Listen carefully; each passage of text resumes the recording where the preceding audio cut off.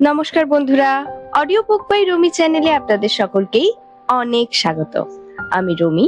আজ আমি আপনাদের হারুকি মুরাকামির বিখ্যাত নরওয়েজিয়ান উড উপন্যাসটি পড়ে শোনাবো। এটি বাংলায় অনুবাদ করেছেন কৌশিক জামান। আজ শুরু করব এর তৃতীয় পর্ব। আমার গল্প পাঠ ভালো লেগে থাকলে অবশ্যই আমার চ্যানেলটিকে সাবস্ক্রাইব করে আমার পাশে থাকবেন। কমেন্টের মাধ্যমে জানাবেন কেমন লাগছে আমার গল্প পাঠ। আসুন তবে শুরু করি আজকের গল্প। মিদরি পরের দিন নাটকের ইতিহাস ক্লাসে আসলো না। আমি ক্লাসের পর ক্যাফেটেরিয়াতে গিয়ে একাকী ঠান্ডা বিস্বাদ লাঞ্চ খেয়ে সূর্যের আলোয় বসে ক্যাম্পাসের দৃশ্য দেখতে থাকলাম। আমার পাশেই দুইজন ছাত্রী দাঁড়িয়ে থেকে বিশাল এক আলাপ ফেঁদে বসেছে। একজন একটা টেনিস র্যাকেট বুকের সাথে এমন ভাবে জড়িয়ে রেখেছে যেন নিজের বাচ্চা জড়িয়ে রেখেছে। আরেকজনের হাতে কিছু বই আর লেনারড বার্নস্টাইনের একটা এলপি। দুইজনই সুন্দরী ছিল আর কথা বলতে মজা পাচ্ছিল মনে হলো। স্টুডেন্ট ক্লাবের বিল্ডিং থেকে স্বর চর্চার শব্দ আসছে।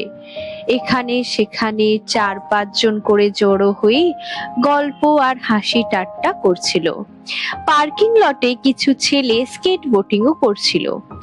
লেদার ব্রিফকেস নিয়ে এক প্রফেসর সেদিক দিয়ে যাওয়ার সময় হাত দিয়ে স্কেটবোর্ড ওড়াচ্ছিল। ইট বিছানো অংশে হেলমেট পরে বসে পেন্টিং করছিল এক মেয়ে।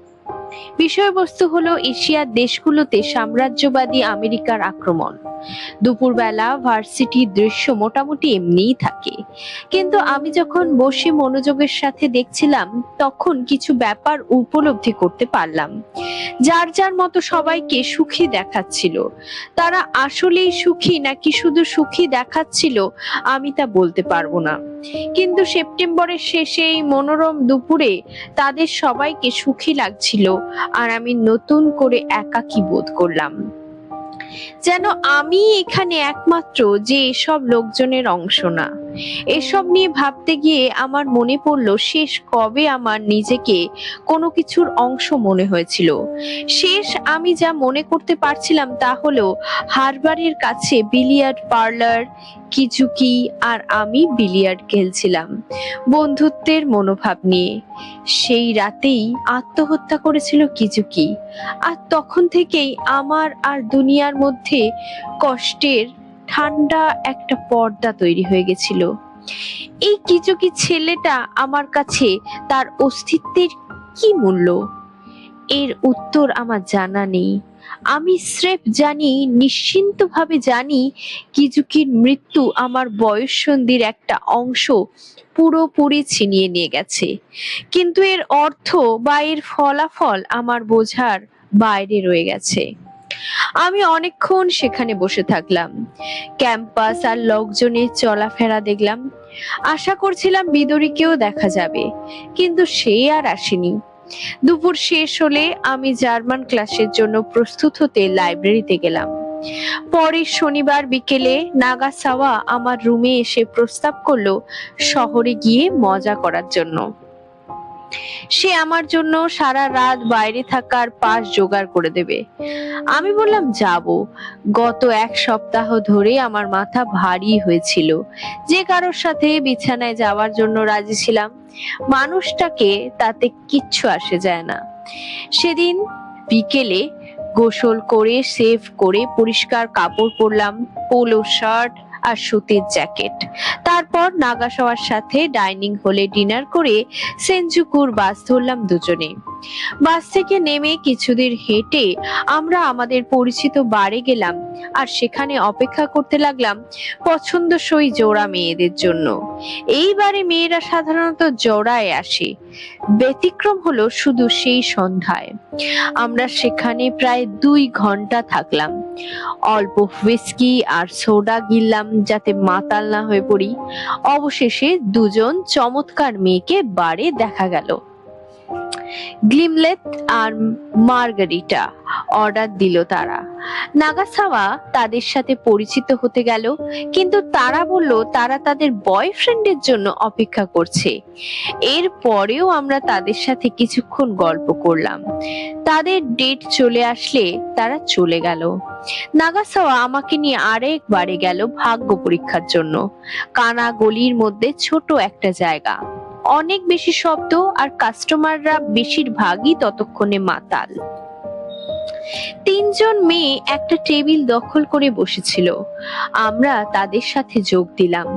গল্প জমে উঠেছিল আর আমরা পাঁচজন ভালো মুডেই ছিলাম। নাগাসাওয়া তাদেরকে বলল অন্য কোথাও গিয়ে পান করার জন্য, কিন্তু মেয়েরা বলল কারফিউ এর সময় হয়ে এসেছে, তারা ডর্মে ফিরে যেতে চায়। এই হলো আমাদের ভাগ্য। আমরা আরো এক জায়গায় চেষ্টা করলাম, কিন্তু ফলাফল শূন্য। যে কোনো কারণেই হোক মেয়েরা আমাদের দিক ঘেঁষছিল না সেদিন। 11:30 বেজে যাওয়ার পর নাগাসাওয়া হাল ছেড়ে দিল। দুঃখিত, তোমাকে শুধু শুধু ঘোরালাম। কোনো ব্যাপার না, আমি বললাম। তোমারও যে মাঝে মধ্যে খারাপ দিন যায় তা জানা হলো। হয়তো বছরে একদিন, স্বীকার করলো সে। সত্যি বলতে আমার তখন সেক্স করার মুড ছিল না। হইচইপূর্ণ শনিবার রাতে সিনজুকুতে ঘোরাঘুরি করে সেক্স আর অ্যালকোহলের রহস্যময়তা দেখে নিজের কামনা বাসনা নিজের কাছেই ক্ষুদ্র লাগছিল। তুমি এখন কি করবে ওয়াতানাবে? মনে হয় সিনেমা হলে যাব, আমি বললাম। অনেকদিন কোনো মুভি দেখা হয় না। আমি তাহলে হাতসুমির বাসায় যাই, নাগাসাওয়া বলল, যদি আপত্তি না থাকে তোমার। আরে কি বলো, আমি বললাম। আপত্তি থাকবে কেন? তুমি যদি চাও আমি তোমাকে এক মেয়ের সাথে পরিচয় করিয়ে দিতে পারি যে তোমাকে রাতে থাকতে দেবে। না থাক, আমি আসলেই আজকে মুভি দেখার মুডে আছি। দুঃখিত, নাগাসাওয়া বলল, অন্য কোনো একদিন পুষিয়ে দেব তোমাকে। তারপর সে ভিড়ে হারিয়ে গেল। আমি একটা ফাস্টফুডের দোকানে চিজ বার্গার আর কফি খেলাম নেশা কাটানোর জন্য। তারপর পুরাতন এক সিনেমা হলে গেলাম, দ্য গ্র্যাজুয়েট দেখতে। খুব একটা ভালো লাগেনি, কিন্তু আর কিছু করার ছিল না, তাই আবার দেখলাম। ভোর 4টের দিকে থিয়েটার থেকে বেরিয়ে সেনজুকু ঠান্ডা রাস্তায় অলস হাঁটতে লাগলাম আর চিন্তা করছিলাম, হেঁটে ক্লান্ত হয়ে গেলে সারা রাত চলে এরকম এক কফি হাউসে গিয়ে বই আর কফি নিয়ে অপেক্ষা করলাম প্রথম ট্রেনের জন্য। জায়গাটায় অনেক ভিড় ছিল, সবাই প্রথম ট্রেনের জন্য বসেছিল। একজন ওয়েটার এসে ক্ষমা চাওয়ার ভঙ্গিতে জানতে চাইলো আমার টেবিলে অন্য কেউ বসলে সমস্যা আছে কিনা। আমি বললাম কোনো সমস্যা নেই, আমার সাথে কে বসলো তাতে কিচ্ছু আসে যায় না, আমি শুধু বই পড়ছিলাম। আমার বয়সী দুজন মেয়ে এসে তখন বসলো। তাদের কেউই সুন্দরী না, আবার খারাপও দেখতে না। তারা চাপা স্বভাবের ছিল। তাদের পোশাক দেখে মনে হচ্ছিল না ভোর 5টায় সেনজুকুতে ঘোরাঘুরি করার মতন মেয়ে তারা। সম্ভবত গত রাতে শেষ ট্রেন ধরতে পারেনি বা এরকম কিছু হবে। আমার এখানে বসতে পেরে যেন তারা হাঁপ ছেড়ে বাঁচলো। আমার পরনে ভদ্র পোশাক, কাল সন্ধ্যায় সেভও করেছি, তার উপর আমি পড়ছিলাম টমাস মানের দ্য ম্যাজিক মাউন্টেন। একটা মেয়ে একটু মোটা ধরনের ছিল। সে পরেছিল ধূসর রঙা পার্কা আর সাদা জিন্স, সাথে ভিনাইল পকেট বুক, কানে ঝিনুকের তৈরি বড় দুল। সাথের জন একটু ছোট ধরনের মেয়ে, চশমা পরা। সে চেক শার্টের উপর নীল কার্ডিগান পরেছিল, হাতে ছিল নীলকান্ত মণির আংটি। একটু পর পর চশমা খুলে চোখ ডলা ছোট মেয়েটার অভ্যাস। তারা দুজনেই কেক, কফি আর দুধ অর্ডার করলো। অর্ডার করতে তাদের সময় লেগেছিল, কারণ একটা গুরুত্বপূর্ণ বিষয় নিয়ে নিজেদের মধ্যে ঝগড়ার সুরে কথা বলছিল। মোটা মেয়েটা কয়েকবার মাথা কাত করে কথা বলার সময় ছোট মেয়েটার মাথা নাড়িয়ে সায় দিচ্ছিল। তাদের কথাবার্তা আমি ভালো করে শুনতে পাইনি, কারণ স্টেরিওতে মরফিন গে, বিজিস কিংবা অন্য কিছু চলছিল। কিন্তু মনে হচ্ছিল ছোট মেয়েটা কোনো কারণে রাগ অথবা মন খারাপ, আর মোটা মেয়েটা তাকে বোঝানোর চেষ্টা করছে। আমি বইয়ে মনোযোগ না দিতে পেরে তাদের দেখতে থাকলাম। ছোট মেয়েটা তার ব্যাগ নিয়ে লেডিস রুমের দিকে যেতে অন্যজন আমার সাথে কথা বলল। আপনাকে বিরক্ত করার জন্য দুঃখিত, কিন্তু আপনি কি বলতে পারেন আশেপাশে কোনো বার আছে কিনা যেখানে এই সময়ও ড্রিঙ্ক করা যাবে? আমি বই সরিয়ে রেখে বললাম, এই ভোর 5টায়? হ্যাঁ, আমাকে যদি জিজ্ঞাসা করেন তাহলে আমি বলবো ভোর 5টা 20-এ বেশিরভাগ মানুষ বাসায় যায় ভদ্র হতে আর ঘুমাতে।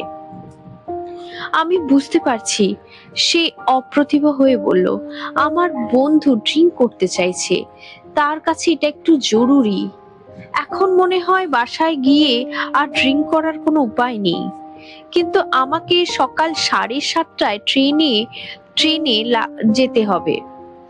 না হলে উপায় হলো কোনো একটা ভেন্ডারিং মেশিন থেকে কিনে কোথাও বসে খাওয়া। এছাড়া আর কি করা যায়?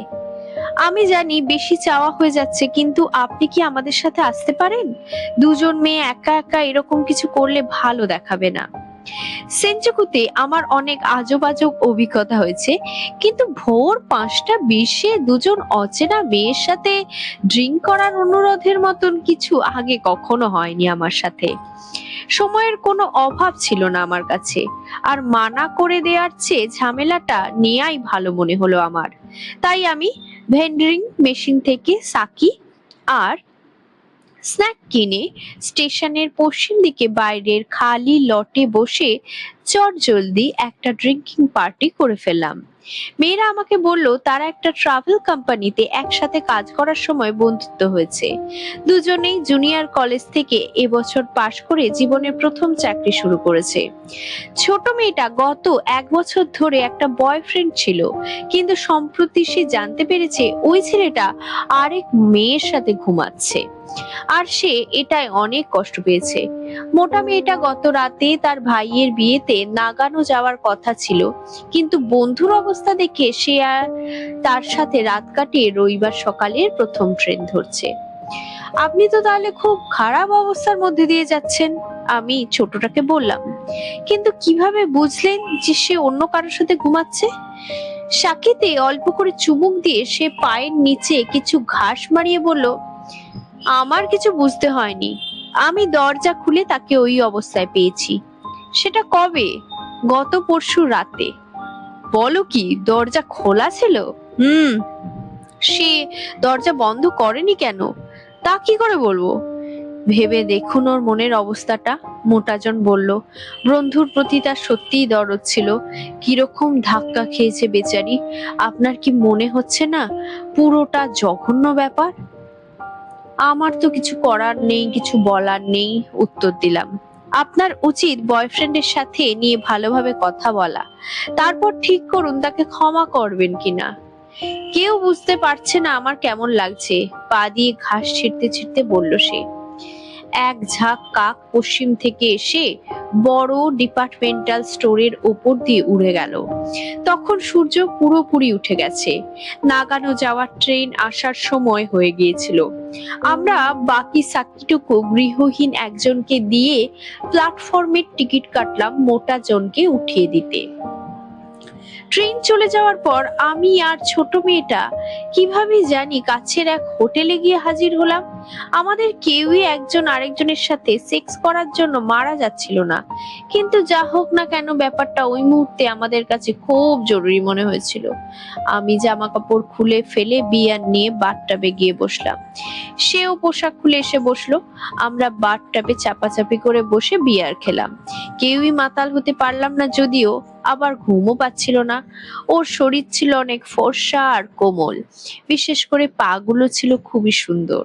আমি তার সৌন্দর্যের প্রশংসা করলে খোঁত খোঁত করে শব্দ করে সে থ্যাঙ্কস দিল, কিন্তু একসাথে বিছানায় যেতেই সে যেন একটা অন্য মানুষ বনে গেল। আমার আলতো স্পর্শও তাকে উত্তেজিত করে তুলছিল। শরীর মুচড়ে আর্তনাদ করে উঠছিল সে। তার শরীরে প্রবেশ করার সাথে সাথে সে আমার পিঠ নখ দিয়ে খামচে দিল। অর্গাজম হওয়ার আগে পর্যন্ত মোট 16 বার সে অন্য আরেকজনের নাম ধরে ডাকতে থাকলো। অর্গাজম যতটা সম্ভব দীর্ঘ করানোর জন্য আমি গোনায় মনোযোগ দিয়েছিলাম। শেষ হওয়ার পর আমরা দুজনেই ঘুমিয়ে পড়লাম। 12:30টায় যখন ঘুম থেকে উঠলাম সে ততক্ষণে চলে গেছে, কোনো নোট রেখে যায়নি। অতিরিক্ত ড্রিঙ্কসের কারণে মাথার একপাশ অদ্ভুত রকমের ভারী লাগছিল। আমি গোসল করলাম ভালো করে ঘুমানোর জন্য, শেভ করলাম, তারপর ফ্রিজ থেকে এক বোতল জুস বের করে চেয়ারে নগ্ন হয়ে বসে ভাবতে লাগলাম গত রাতে ঘটে যাওয়া ব্যাপারগুলো নিয়ে। নিজের কাছে সত্যি মনে হচ্ছিল না, মনে হচ্ছিল 2-3 স্তর কাচের ভেতর দিয়ে দেখছি, কিন্তু যা ঘটেছে সত্যি সত্যি ঘটেছে, তাতে কোনো সন্দেহ নেই। বিয়ারের গ্লাসগুলো তখনও টেবিলের ওপর রাখা, বেসিনের কাছে একটা ব্যবহার করা টুথব্রাশ পড়ে আছে। আমি সেনজুকুতে হালকা লাঞ্চ করলাম, তারপর একটা টেলিফোন বুথে ঢুকে মিদোরি কোবায়াশিকে ফোন করলাম এই আশায় যে সে হয়তো বাসায় একা বসে ফোনের জন্য অপেক্ষা করছে। 15 বার ফোন বাজলো কিন্তু কেউ ধরলো না। মিনিট 20 পর আমি আবার চেষ্টা করলাম, একই ফল। তারপর বাস ধরে ডর্মে চলে এলাম। মেইল বক্সে স্পেশাল ডেলিভারি চিঠি অপেক্ষা করছিল আমার জন্য। চিঠিটা পাঠিয়েছে নাওকো।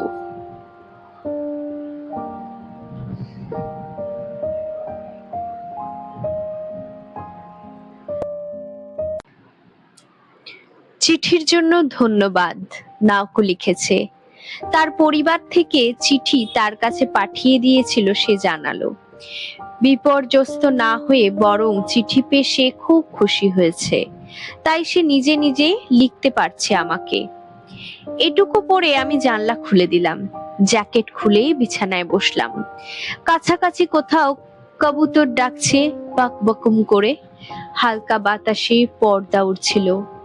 নাওকুট থেকে আসা 7 পৃষ্ঠার চিঠি হাতে নিয়ে আমার অন্যরকম অনুভূতি হচ্ছিল। মনে হচ্ছিল এই কয়েক লাইন পড়ে আর পড়ছি না যে, তাতে দুনিয়ার সব রং হারিয়ে যেতে বসেছে। আমি কিছুক্ষণ চোখ বন্ধ করে চিন্তাগুলোকে জড়ো করে একটা বড় নিঃশ্বাস নিলাম। আবার পড়া শুরু করলাম। প্রায় 4 মাস হয়েছে আমি এখানে এসেছি, সে লিখেছে। এই পুরো সময় আমি তোমার কথা ভেবেছি। যতই আমি ভেবেছি ততই আমার মনে হয়েছে তোমার সাথে অন্যায্য আচরণ করেছি আমি। হয়তো তোমার সাথে ভালো ব্যবহার করলে এরকম আরো ভালো অবস্থায় থাকতাম। যদিও এরকম করে সব সহজভাবে দেখা যায় না। আমার বয়সী মেয়েরা কখনো অন্যায্য ন্যায্য শব্দ ব্যবহার করে না। আমার মতন সাধারণ মেয়েদের কাছে ন্যায্য অন্যায্যের কোনো পার্থক্য আসলে নেই। তাদের কাছে মূল ব্যাপার ন্যায্য অন্যায্য নয়, বরং ব্যাপারটা সুন্দর কি অসুন্দর, কিংবা ব্যাপারটা তাদেরকে সুখী করবে কিনা। ন্যায্য অন্যায্য ছেলেদের শব্দ, কিন্তু আমার কাছে এখন এটা সঠিক শব্দ মনে হচ্ছে। আর যেহেতু সৌন্দর্য এবং সুখী হওয়ার প্রশ্ন আমার জন্য এখন কঠিন এবং জটিল ব্যাপার হয়ে দাঁড়িয়েছে, আমার মনে হয় অন্য মান যেমন পছন্দ না অপছন্দ কিংবা ন্যায্য অন্যায্য কথা বলাই আমার জন্য ঠিক হবে। যা হোক না কেন, আমি মনে করি আমি তোমার সাথে অন্যায্য কিছু করেছি এবং এর ফলে তোমাকে এমন কিছুর মধ্য দিয়ে যেতে হয়েছে যে তুমি গভীর কষ্ট পেয়েছো। এরম করায় আমি নিজেও এমন কিছুর মধ্যে দিয়ে গিয়েছি যে আমিও গভীরভাবে কষ্ট পেয়েছি। কোনো অজুহাত দিচ্ছি না বা আত্মপক্ষ সমর্থন করার জন্য বলছি না, সত্যি বলছি। আমি যদি তোমার ভেতর কোনো ক্ষত তৈরি করে থাকি তাহলে সেটা শুধু তোমার নয়, আমারও। তাই দয়া করে আমাকে ঘৃণা করো না। আমি একজন দোষক্রুতিপূর্ণ মানুষ মাত্র। তুমি যতটুকু আমাকে জানো তার চেয়ে অনেক বেশি ত্রুটিপূর্ণ আমি।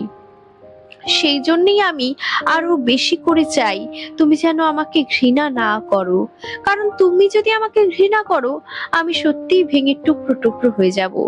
তুমি যা পারো আমি তা পারি না। আমি চুপ করে খোলসের মধ্যে ঢুকে গিয়ে অপেক্ষা করতে পারি না কখন ঝড় শেষ হয়ে যাবে। আমি জানি না তুমি এরকম আসলেই পারো কিনা, কিন্তু কখনো তোমায় দেখে সেরকম মনে হয়েছে আমার। আমি সেই জন্যই তোমাকে কখনো কখনো হিংসা করতাম, সেই জন্যই হয়তো তোমাকে সরিয়ে দিয়েছিলাম। হয়তো ব্যাপারগুলো অতিরিক্ত বিশ্লেষণ হয়ে যাচ্ছিল, তুমি কি একমত? তারা আমাকে এখানে যে থেরাপি দেয় তা অবশ্যই অতিরিক্ত বিশ্লেষণ নয়, কিন্তু তুমি যদি আমার মতন কয়েক মাস চিকিৎসার মধ্যে দিয়ে যাও, চাও বা না চাও, কম বেশি তোমাকে বিশ্লেষণ করতেই হবে। এটার জন্য ওটা হয়েছে, ওটার জন্য এটা হয়েছে, সেটা হয়েছে, এরকম আর কি। আমি জানি না এরকম বিশ্লেষণ আমার জন্য দুনিয়াকে সহজ করেছে নাকি আরো বিভক্ত করেছে। যা হোক, আমার মনে হচ্ছে আমি যে অবস্থায় ছিলাম তার থেকে সুস্থ হওয়ার দিকেই এগোচ্ছি, আর এখনকার সবাইও এই ব্যাপারে একমত। জুলাইতে আমি তোমাকে যে চিঠি লিখেছিলাম তা আমার নিজেকে নিখড়ে বের করতে হয়েছিল। সত্যি কথা হলো আমার মনে নেই কি লিখেছিলাম, ভয়াবহ কিছু ছিল কি? কিন্তু এবার আমি খুব ঠান্ডা মাথায় শান্তভাবে লিখছি। পরিষ্কার বাতাস, চুপচাপ পরিবেশ, দুনিয়া থেকে আলাদা। দৈনিক রুটিন করা কাজ, ব্যায়াম, এসব আমার প্রয়োজন ছিল। এখন বোঝা যাচ্ছে কাউকে চিঠি লিখতে পারাটা কি দারুণ ব্যাপার। ডেস্কে বসে কলম তুলে নিজের চিন্তাগুলোকে শব্দে রূপান্তরিত করে তারপর আরেকজনকে হস্তান্তর করার অনুভূতি সত্যি অবিশ্বাস্য। অবশ্য আমি যখন লিখি তখন আসলে যা বলতে চাই তার ক্ষুদ্র অংশই বলতে পারি। তারপরেও এটা অনেক। আমি কাউকে চিঠি লিখতে চাই, এটা অনুভব করেই আমি খুশি, আর তাই তোমাকে লিখছি। এখানে সন্ধে 7:30 বাজে। ডিনার করা হয় তখন। ডিনার মাত্র গোসল করেছি। এই জায়গাটা একদম চুপচাপ, আর বাইরে গাঢ় অন্ধকার। জানলা দিয়ে বাইরে কিচ্ছু দেখছি না, কোনো আলো নেই। সাধারণত আমি এখানে বসে বাইরে তারা স্পষ্ট দেখতে পাই, আজকে পাচ্ছি না মেঘের জন্য। এখানে সবাই আকাশের তারা চেনে, আমাকে বলে ওই যে ওটা কন্যা, কিংবা ওই যে ওটা ধনু। তারা শিখতে চায়, সেজন্য শেখে তা নয়। সূর্য ডোবার পর কিছু করার নেই বলে হয়তো শেখে। সেই জন্যই তারা পাখি, ফুল কিংবা পোকা সম্পর্কে অনেক কিছুই জানে। তাদের সাথে কথা বলে আমি বুঝতে পারি আমি এসব জিনিস একসময় খেয়ালই করতাম না। এখানে এখন প্রায় 70 জনের মতন বাস করে। এর বাইরে স্টাফ আছে, ডাক্তার, নার্স, অফিস স্টাফ ইত্যাদি। আরো আছে জন 20। এই জায়গাটা একদম খোলামেলা, তাই 70 জন আসলে বেশি কিছু না। চারপাশে প্রকৃতি, আর সবাই চুপচাপ থাকে। এত চুপচাপ যে কখনো কখনো মনে হয় এটাই আসল দুনিয়া। আসলে অবশ্য এটা তা নয়। আমরা এখানে এভাবে বাস করি কারণ এখানে বাস করার কিছু পূর্ব শর্ত রয়েছে। আমি টেনিস আর বাস্কেটবল খেলি। বাস্কেটবল দলগুলো স্টাফ আর রোগীদের। আমি শব্দটা বলতে চাইনি, কিন্তু আর কোনো উপায় নেই, রোগী শব্দটা বলতে হলো। সম্মিলনে হয়। আমি যখন খেলায় মিশে যাই তখন ভুলে যাই কে রোগী আর কে স্টাফ। এটা অদ্ভুত ব্যাপার। আমি জানি অদ্ভুত শোনাচ্ছে, কিন্তু আমি যখন খেলার মধ্যে আশেপাশের লোকজনের দিকে তাকাই তখন সবাইকে সমানভাবে ভাঙা চোরা দেখায়। আমি এটা একদিন যে ডাক্তার আমার দায়িত্বে আছেন তাকে বলেছিলাম। উনি আমাকে বলেছিলেন, একদিক দিয়ে আমি ঠিকই অনুভব করেছি, আমরা এখানে যারা আছি তারা নিজেদের বিকৃতি ঠিক করাতে আসিনি, এসেছি এর সাথে অভ্যস্ত হতে। আমাদের সমস্যাগুলোর একটা হচ্ছে আমরা আমাদের বিকৃতি বুঝতে পারি না, বা বুঝলেও নিজেরাই গ্রহণ করতে পারি না। ঠিক যেভাবে একজন মানুষ হাঁটার মধ্যে স্বকীয়তা আছে, ঠিক তেমনই চিন্তা করার ধরন, কোনো কিছু দেখা বা অনুভব করার মধ্যেও স্বকীয়তা রয়েছে। আর তুমি যদি সেটা ঠিক করতে চাও, রাতারাতি কখনো সম্ভব নয়। যদি জোর করার হয় তাহলে সাময়িকভাবে ঠিক হতে পারে হয়তো, পরে অন্য কিছুতে আবার সমস্যা শুরু হবে। ডাক্তার আমাকে খুব সহজ একটা ব্যাখ্যা দিয়েছেন। অবশ্য এটা আমাদের সমস্যার ক্ষুদ্র একটা অংশ, কিন্তু আমার ধারণা তিনি যা বলতে চেয়েছেন আমি তা বুঝতে পেরেছি।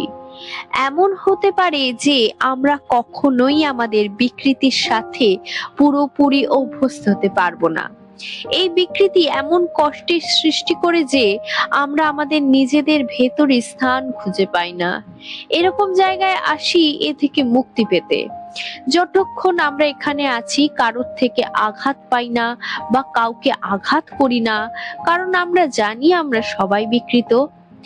বাইরের দুনিয়া থেকে এটাই আমাদের আলাদা করেছে এখানে। বাইরের দুনিয়ায় বেশিরভাগ মানুষ নিজেদের বিকৃতি উপলব্ধি করতে পারে না, আর এখানে বিকৃতি হলো পূর্ব শর্ত। ঠিক যেমন ইন্ডিয়ানরা তাদের গোত্র আলাদা করার জন্য মাথার পালক পরে, আমরা এখানে আমাদের বিকৃতি ধারণ করি, চুপচাপ বাস করি, কাউকে দুঃখ দিই না। খেলাধুলার বাইরে আমরা সবজি চাষ করি, টমেটো, বেগুন, শসা, তরমুজ, স্ট্রবেরি, পেঁয়াজ, বাঁধাকপি, মূলা, আরো কত কি। আমরা সবকিছু চাষ করি, গ্রিন হাউসও ব্যবহার করি। এখানকার লোকজন সবজি চাষ সম্পর্কে অনেক কিছু জানে, তারা এর পেছনে অনেক শ্রমও দেয়। এই বিষয়ের উপর বই পড়ে, বিশেষজ্ঞদের ফোন করে, আর সকাল থেকে রাত পর্যন্ত কথা বলে কোন মাটির অবস্থা কেমন হলে কি সার ভালো হবে এইসব। আমার সবজি চাষ করতে ভালো লাগে। বিভিন্ন সবজি আর ফল দিনে দিনে বড় হচ্ছে তা দেখতে খুব ভালো লাগে। তুমি কখনো তরমুজ চাষ করেছো? ছোট্ট জন্তুর মতো ওগুলো ফুলে ওঠে। আমরা প্রতিদিন টাটকা সবজি আর ফলমূল খাই। তারা অবশ্য মাছ আর মাংস খেতে দেয়, কিন্তু তুমি যখন এখানে বাস করবে সেগুলো খাওয়ার ইচ্ছে না এমনিতেই কমে যাবে, কারণ সবজিগুলো একদম টাটকা আর খুব সুস্বাদু। মাঝে মাঝে আমরা বাইরে যাই বন্য লতা পাতা আর মাশরুম সংগ্রহের জন্য। আমাদের সাথে বিশেষজ্ঞরা আছে যারা বলতে পারে কোন লতা পাতাগুলো তুলতে হবে আর কোনগুলো এড়িয়ে যেতে হবে। যার ফল হলো আমি এখানে আসার পর 6 পাউন্ড ওজন আমার বেড়ে গেছে। আমার ওজন এখন যথাযথ, ধন্যবাদ ব্যায়াম আর খাওয়ার রুটিনকে। আমরা যখন খেতে কাজ করি না তখন বই পড়ি কিংবা গান শুনি, অথবা কি করি, উল বুনি। আমাদের টিভি রেডিও নেই, কিন্তু বেশ ভদ্র গোছের একটা লাইব্রেরি আছে, বই আর রেকর্ডের সংগ্রহে মহলার সিম্ফনি থেকে বিটলস পর্যন্ত সব কিছু আছে। আমি সব সময় রেকর্ড ধার করে এনে রুমে বসে শুনি। এই জায়গার একমাত্র সমস্যা হলো একবার তুমি এখানে আসলে ছেড়ে যেতে চাইবে না আর, কিংবা বলা যায় ছেড়ে যেতে ভয় পাবে। যতক্ষণ এখানে আছি আমরা শান্তি অনুভব করি। আমাদের বিকৃতি স্বাভাবিক মনে হয়, আমাদের মনে হয় আমরা সুস্থ হয়ে গেছি, কিন্তু আমরা কখনো নিশ্চিত হতে পারি না বাইরের দুনিয়া আমাদেরকে একইভাবে গ্রহণ করবে কিনা। আমার ডাক্তার বলেছেন আমার সময় হয়েছে বাইরের লোকজনের সাথে যোগাযোগ করার, মানে বাইরের দুনিয়ার সাধারণ মানুষের সাথে। সে যখন এটা বলল আমার চোখে খালি তোমার চেহারাই ভাসলো। সত্যি কথা বলতে আমি আমার বাবা মার সাথে দেখা করতে চাই না, তারা আমাকে নিয়ে মর্মাহত, আর তাদেরকে দেখলে আমার মুড খারাপ হয়ে যায়। তাছাড়া তোমাকে আমার কিছু জিনিস বলারও আছে। আমি জানি না ঠিক মতো বুঝিয়ে বলতে পারবো কিনা, কিন্তু জরুরি ব্যাপারগুলো আমি বেশি দিন এড়িয়ে থাকতে চাই না। তারপরেও আমাকে তোমার বোঝা মনে করার প্রয়োজন নেই। আমি কারোর বোঝা হতে চাই না। আমার প্রতি তোমার দরদ আমি বুঝতে পারি, সেই জন্য আমি সুখী। আমি চাই এই চিঠি তোমাকে সেই সুখ পৌঁছে দিক। তোমার দরদই হয়তো এখন আমার জীবনের সবচেয়ে বেশি দরকার। আমাকে ক্ষমা করো যদি এই চিঠির কোনো কিছুতে কষ্ট পেয়ে থাকো। যা বলেছি আগে, যতটুকু আমাকে জানো তার চেয়ে আমি অনেক বেশি ত্রুটিপূর্ণ। আমার মাঝে মাঝে মনে হয় কেমন হতো যদি তোমার আমার একদম সাধারণ অবস্থায় দেখা হতো এবং আমরা একে অপরকে পছন্দ করতাম। যদি আমি স্বাভাবিক হতাম আর তুমি স্বাভাবিক হতে, অবশ্য তুমি স্বাভাবিক এখনো, আর যদি কিজুকি বলে কেউ না থাকতো, কেমন হতো? অবশ্যই যদি অনেক লম্বা হয়ে যাচ্ছে। আমি পরিষ্কার আর সৎভাবে চেষ্টা করছি, এইটুকু এই মুহূর্তে করতে পারি। আমি চাই আমার অনুভূতির কিছু অংশ তোমাকে পাঠাতে। যেহেতু এটা কোনো সাধারণ হাসপাতাল নয়, তাই সবসময় এখানে ভিজিটিং করা যায় না। একদিন আগে জানিয়ে রাখলে যে কোনো সময় তুমি আসতে পারো। তুমি এমনকি আমার সাথে খেতেও পারো, থাকার জায়গাও আছে এখানে। যখন তোমার সুবিধা হয় এসে আমাকে দেখে যাও। আমি তোমার সাথে দেখা হওয়ার জন্য অপেক্ষা করছি। সাথে একটা ম্যাপও পাঠাচ্ছি। দুঃখিত, চিঠি কিন্তু অনেক বড় হয়ে গেল। আমি নাওকর লেখা পুরোটা টানা পড়ে গেলাম, তারপর আবার পড়লাম। এরপর নিচে গিয়ে ভেন্ডিং মেশিন থেকে কোক কিনলাম। কোক খেতে খেতে চিঠি আরো একবার পড়লাম। 7 পৃষ্ঠার চিঠি খামে ঢুকিয়ে ডেস্কে রেখে দিলাম। গোলাপি খামের উপর আমার নাম, ঠিকানা ছোট্ট অক্ষরে নিখুঁত ভাবে লেখা। একজন মেয়ের জন্য একটু বেশি নিখুঁত। আমি ডেস্কে বসে খামটা পরীক্ষা করতে লাগলাম। খামের পেছনে প্রেরকের ঠিকানা লেখা। আমি হোস্টেল।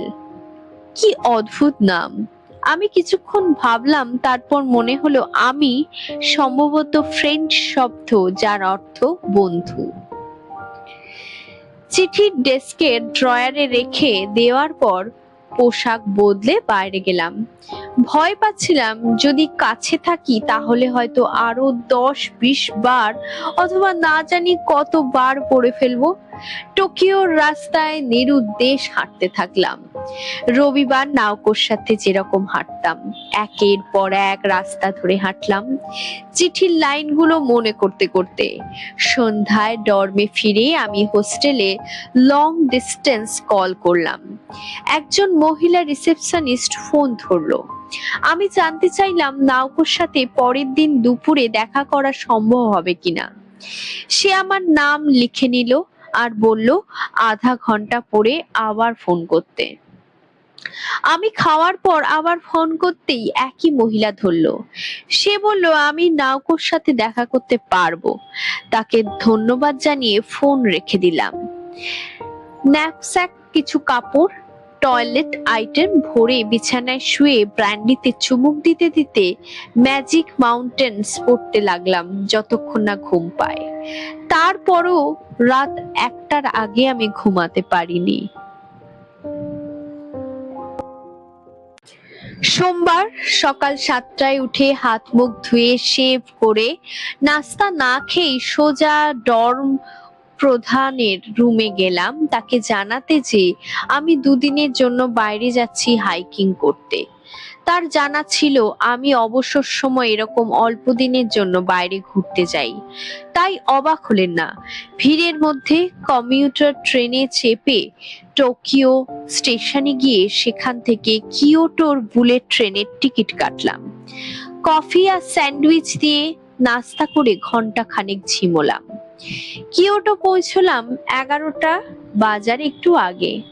নাওকোর নির্দেশ অনুযায়ী টার্মিনাল থেকে উত্তরের শহরগুলোতে যাওয়ার ছোট বাসে চড়লাম। আমাকে বলা হলো যেতে 1 ঘন্টার মতো লাগবে। পরবর্তী বাস ছাড়বে 11টা 35-এ। আমি টিকিট কিনে রাস্তা পার হয়ে বইয়ের দোকানে গেলাম ম্যাপ কেনার জন্য। ম্যাপ কিনে ওয়েটিং রুমে বসে নাওকর আমি হোস্টেল খুঁজে বের করার চেষ্টা করলাম। যতটুকু ধারণা করেছিলাম দেখা গেল তার চেয়েও পাহাড়ি এলাকার অনেক ভেতরে হোস্টেলটা। উত্তরে অনেকগুলো পাহাড় পার হয়েছে, শেষ মাথায় একটা গিরিখাত আছে, যার পরে আর রাস্তা নেই। ওখানে বাস নামিয়ে দিয়ে শহরে ফিরে আসবে। নাওকর কথা অনুযায়ী সেখান থেকে পায়ে হাঁটার একটা রাস্তা থাকার কথা। সেটা ধরে মিনিট 20 হাঁটলে আমি হোস্টেলে যাব। পাহাড়ি এলাকায় এত ভেতরে যা চুপচাপ জায়গায় হওয়ার কথা, এতে অবাক হওয়ার কিছুই নেই। 20 জন যাত্রী নিয়ে কিয়োটোর কোমো নদীর পাশ ঘেঁষে বাস উত্তর দিকে যাত্রা শুরু করলো। ঘরবাড়ি এমনিতেই কম এদিকে, চারদিকে খোলা প্রান্তর। বাস যখন গিরিখাতে ঢুকলো, ড্রাইভারকে রীতিমতো স্টিয়ারিং এর সঙ্গে যুদ্ধ করতে হচ্ছিল। রাস্তা এত এঁকে বেঁকে গেছে, আমার বমি বমি লাগছিল। সকালে খাওয়া কফি যেন উঠে আসছিল গলা দিয়ে। বাঘ যখন কমে এলো, আমিও একটু ভালো বোধ করলাম। হঠাৎ সিডার বন শুরু হলো। গাছগুলো এত পুরনো আর এত বড় যে সূর্য হারিয়ে যায়। ঠান্ডা বিবর্ণ ছায়ার মধ্য দিয়ে বাস যেতে লাগলো। খোলা জানলা দিয়ে ঠান্ডা এসে চামড়ায় বিঁধছিল। নদীর পাড় ধরে সিডার বনের মধ্য দিয়ে যেতে এতক্ষণ লাগছিল যেন মনে হচ্ছিল পুরো পৃথিবী বনে ঢেকে পড়ে গেছে। বন যেখানে শেষ হলো সেখানে অববাহিকা, চারদিক পর্বতে ঘেরা, আর যেদিকে চোখ যায় সবুজ কৃষিভূমি। রাস্তার ধারে নদীর পানি আলো পড়ে চকচক করছে। দূরে কোথাও ধোঁয়া উঠতে দেখা যাচ্ছে। কোনো কোনো বাড়ির সামনে কাপড় শুকোতে দেয়া, কুকুরের ঘেউ ঘেউ শব্দ পাওয়া যাচ্ছে। প্রত্যেকটা খামার বাড়ির সামনে জ্বালানি কাঠ স্তূপ করে রাখা। বেশিরভাগ স্তূপের উপরই দেখা যায় বিড়াল শুয়ে আছে। রাস্তা দিয়ে যেতে যেতে অনেকগুলো বাড়ি চোখে পড়লে কোনো মানুষ কিন্তু চোখে পড়লো না। এই একই দৃশ্যর পুনরাবৃত্তি হতেই থাকলো। বাস ঢুকলো সিডার বনে, এরপর গ্রাম, আবার বন। গ্রামে বাস থাকলে লোকজন নামে, কিন্তু কাউকেই উঠতে দেখা গেল না। শহর ছাড়ার মিনিট 40 পর বাস একটা খোলা গিরিখাতে গিয়ে পৌঁছলো। ড্রাইভার বাস থামিয়ে জানালো এখানে 5-6 মিনিট অপেক্ষা করতে হবে। কেউ চাইলে বাস থেকে নেমে হাঁটাহাঁটি করতে পারে। আমাকে সহ তখন যাত্রী মাত্র 4 জন। আমরা সবাই নেমে গা হাত পা ঝাড়া দিলাম, ধূমপান করলাম, উপর থেকে কিয়োটোর প্যানোরামা দৃশ্য দেখলাম। ড্রাইভার একদিকে গিয়ে মূত্র বিসর্জন দিয়ে আসলো। রোদে পোড়া এক লোক, যার বয়স 50-এর মতো হবে, আমাকে জিজ্ঞাসা করলো পর্বতে হাইকিং এ যাচ্ছে কিনা। সহজ উত্তর দিলাম হ্যাঁ। গিরিখাতের অন্য দিক থেকে আরেকটা বাস এসছে। আমাদের বাসের পাশে দাঁড়ালে ড্রাইভার নেমে আমাদের ড্রাইভারের সাথে কথা বলল। ওই বাসের 2 জন উঠে পড়লে আমরা 4 জনও আমাদের বাসে উঠে পড়লাম। তারপর বাস দুটো নিজেদের বিপরীতে যে যার রাস্তায় চলা শুরু করেছিল। কিন্তু অল্প দূর যেতেই বুঝলাম যখন রাস্তা অস্বাভাবিক সরু হয়ে গেল, পাশাপাশি দুটো বাস যাওয়া অসম্ভব। এমনকি সাধারণ প্রাইভেট কারও সাইড দিতে সাবধানে চুপচাপ চালাতে হচ্ছিল। এখানকার গ্রামগুলো ছোট ছোট, চাষের জমিও কম। পর্বতের খাড়া দেয়াল যেন বাসের জানলায় লেগে যাচ্ছিল। কিন্তু কুকুর মনে হলো অন্য জায়গায় চেয়ে কম নয়। বাস থামতেই তাদের চিৎকারের প্রতিযোগিতা শুরু হয়ে গেল। আমি যেখানেই নামলাম সেখানে কিচ্ছু নেই, কোনো ঘর না, মাঠ না, স্রেফ একটা বাস স্টপ, তার সাইন, একটা জলের ধারা, একটা পাহাড়ি রাস্তার মুখ। ন্যাপস্যাক কাঁধে ঝুলিয়ে আমি রাস্তা ধরে হাঁটতে থাকলাম। জলের ধারাটা রাস্তার বাম দিক দিয়ে বয়ে গেছে। ডান পাশে বন। হালকা ঢালু রাস্তা দিয়ে 15 মিনিটের মতো ওঠার পর যে রাস্তায় উঠে আসলাম তার ভেতর দিয়ে একটা গাড়ি যাওয়ার মতোই জায়গা। রাস্তার শেষ মাথায় সাইন লাগানো, আমি হোস্টেল, ব্যক্তিগত সম্পত্তি, অনুপ্রবেশ নিষেধ। টায়ারের দাগ ফেলা রাস্তা দিয়ে গাছের ফাঁকে হারিয়ে গেল। বনের ভেতর মাঝে মাঝে ডানা ঝাপটানোর আওয়াজ আসছে। শব্দ এত স্পষ্ট যেন বনের ওপর থেকে কোনো স্পিকার শব্দ বাড়িয়ে তুলেছে। একবার শুনলাম অনেক দূর থেকে আসা রাইফেলের শব্দ। দূর থেকে আসায় ভূতা শোনালো, যেন অনেক কিছুতে ছেকে তারপর কানে এসে পৌঁছেছে। বনের ভেতর দিয়ে গিয়ে সাদা পাথরের দেয়ালের সামনে পড়লাম। দেয়ালের উচ্চতা আমার সমান। কালো লোহার মেন গেট যথেষ্ট শক্ত মনে হলো দেখে, কিন্তু হাঁ করে খোলা। গার্ড হাউসেও কাউকে পাহারা দিতে দেখা গেল না। আগের মতন আরেকটা সাইন দেখা গেল, আমি হোস্টেল, ব্যক্তিগত সম্পত্তি, অনুপ্রবেশ নিষেধ। দেখে মনে হলো কিছুক্ষণ আগেও এখানে একজন গার্ড ছিল। অ্যাস্ট্রেতে 3টে সিগারেটের অবশিষ্টাংশ, একটা আধ খাওয়া চায়ের কাপ, সেলফে রাখা ট্রানজিস্টার রেডিও, দেয়ালে ঝোলানো ঘড়ি শুষ্ক শব্দ করে সময়ের জানান দিচ্ছে। আমি কিছুক্ষণ অপেক্ষা করলাম গার্ডের ফেরার জন্য, কিন্তু তার কোনো নমুনাই দেখা গেল না। বেলের মতো একটা সুইচ দেখে চাপাচাপিও করলাম। গেটের ভেতরের জায়গাটা পার্কিং লট। সেখানে না রাখা একটা মিনি বাস, একটা 4 হুইল ড্রাইভ ল্যান্ড ক্রুজার আর নীল ভলভো। পার্কিং লটে 30টার মতো গাড়ি রাখার জায়গা থাকলেও এই 3টেই রাখা আছে। 2 কি 3 মিনিট যাওয়ার পর নেভি ব্লু ইউনিফর্ম পরা গার্ডকে দেখা গেল রাস্তা দিয়ে হলুদ রঙের একটা সাইকেল চালিয়ে আসতে। লম্বা একজন মানুষ, দেখে মনে হলো 60-এর মতো বয়স। টাক পড়া শুরু হয়েছে। আমাকে অপেক্ষা করতে হলো বলে আমি দুঃখিত, বলল সে। যদিও গলা শুনে দুঃখিত মনে হলো না। তার হলুদ সাইকেলে সাদা রং দিয়ে লেখা 32। আমি তাকে আমার নাম বললে সে ফোন করে কাউকে 2বার বলল আমার নাম, তারপর আচ্ছা বুঝতে পেরেছি বলে রেখে দিল। প্রধান ভবনে গিয়ে ডাক্তার ইসিডার খোঁজ করবেন, বলল সে। এই রাস্তা ধরে গিয়ে বামের দ্বিতীয় রাস্তা, বুঝতে পেরেছেন? আপনার বাম দিকে দ্বিতীয়, দেখবেন একটা পুরনো বাড়ি।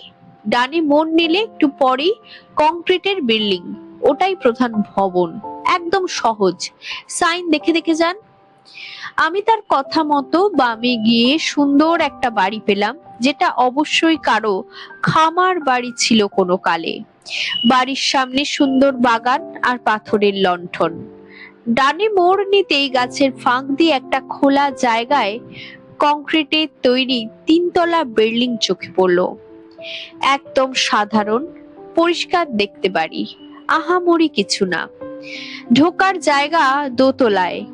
আমি সিঁড়ি বেয়ে উঠে কাচের দরজা ঠেলে ভেতরে গেলাম। রিসেপশনে লাল ড্রেস পরা কম বয়সী এক মেয়ে বসা। তাকে আমি আমার নাম বললাম, আরো বললাম আমাকে বলা হয়েছে ডাক্তার ইসিডার সাথে কথা বলতে। সে আমাকে হেসে বাদামি একটা সোফা দেখিয়ে দিল, ডাক্তার না আসা পর্যন্ত অপেক্ষা করতে। তারপর ফোন ডায়াল করলো। আমি ন্যাপস্যাক নামিয়ে নরম সোফায় বসে চারপাশ ভালো করে দেখলাম। পরিষ্কার সুন্দর লবি, টবে গাছ সাজানো, দেয়ালে টাঙানো বিমূর্ত পেন্টিং এ রুচির ছাপ স্পষ্ট। আর পালিশ করা মেঝেতে জুতোর প্রতিফলন দেখতে দেখতে আমি অপেক্ষা করতে লাগলাম। মাঝখানে একবার রিসেপশনিস্ট জানালো ডাক্তার শিগগিরই এসে পড়বে। আমি মাথা ঝাঁকালাম। কি অবিশ্বাস্য রকমের নীরব এক জায়গা এটা। কোথাও কোনো ধরনের কোনো শব্দ নেই। সবাই মনে হয় দুপুরে ঘুমোচ্ছে। মানুষ, জীবজন্তু, পোকামাকড়, গাছপালা সবকিছু গভীর ঘুমে শায়িত মনে হলো। অল্পক্ষণ পরেই রাবার সোলের হালকা শব্দ শুনতে পেলাম। একজন পূর্ণ বয়স্ক ঝাঁটা মার্কা চুলওয়ালা মহিলা এসে হাজির হলেন। আমার পাশে এসে পা ভাঁজ করে বসলেন তিনি। আমার হাত ধরে হ্যান্ডশেকের বদলে উল্টে পাল্টে পরীক্ষা করতে লাগলেন। তুমি মনে হয় কখনো কোনো বাদ্যযন্ত্র বাজাওনি, অন্তত গত কয়েক বছরে নয়, তাই না? এই ছিল তার প্রথম কথা। না, আমি আমার হাত টেনে নিয়ে বললাম, তোমার ধারণা একদমই সঠিক। তোমার হাত দেখেই বোঝা যাচ্ছে। সে হেসে বলল, এই মহিলার মধ্যে কিছু একটা রহস্যময় ব্যাপার আছে। তার মুখে বয়সের ভাঁজ, সবার আগে সেগুলোই চোখে পড়ে, কিন্তু সেগুলোর জন্য তাকে বয়স্ক লাগে না, বরং মনে হচ্ছিল সেগুলো যৌবনকেই ফুটিয়ে ধরেছে। দাগগুলো যেন যেখানে তাকার সেখানেই আছে, যেন জন্ম থেকে এগুলো মুখেরই অংশ। যখন সে হাসে, ভাঁজগুলো যেন সাথে সাথে হাসে। সে যখন বিরক্ত ভাবে তাকায়, ভাঁজগুলো বিরক্ত হয়। যখন সে হাসেও না, বিদ্রুপও করে না, বিরক্তও হয় না, তখন ভাঁজগুলো সারা মুখে আজব ভাবে ছড়িয়ে থাকে, যেন এক বিদ্রুপ করছে। তার বয়স 30-এর শেষের দিকে। দেখে মনে হয় না সুবিধার মানুষ, কিন্তু তার ব্যক্তিত্ব আকর্ষণীয়। আমি তাকে দেখা মাত্রই পছন্দ করে ফেললাম। তার উস্কো খুস্কো করে কাটা চুল কপালে ঝুলেছিল। খারাপ লাগছিল না, বরং তাকে মানিয়েছিল ভালো। সে পরেছিল সাদা টি শার্টের ওপর একটা নীল ওয়ার্ক শার্ট, ক্রিম কালারের ঝোলা প্যান্ট আর টেনিস শু। সে লম্বা আর শুকনো বুক বলে কিচ্ছু নেই। তার ঠোঁট একটু পরপর এদিকে ওদিকে বেঁকে যাচ্ছিল, তার চোখের পাশের ভাঁজগুলো নড়ছিল। তাকে দেখে সদয়, দক্ষ, কিন্তু জীবনের উপর বৃত্তৃষ্ণা এসে যাওয়া একজন কাঠমিস্ত্রি মনে হচ্ছিল আমার কাছে।